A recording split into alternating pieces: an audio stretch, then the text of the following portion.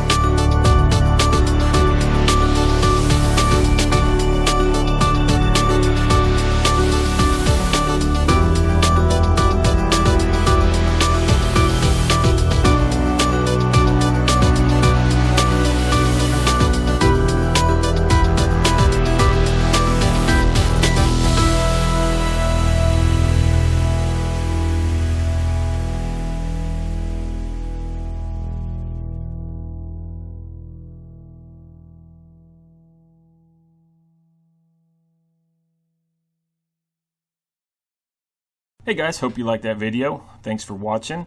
If you did like it, go ahead and hit a like down there for me, or subscribe. And if there's anything you would like to see me draw, just leave a comment and I'll get right to it and give you a shout out. Thank you very much. Have a good day.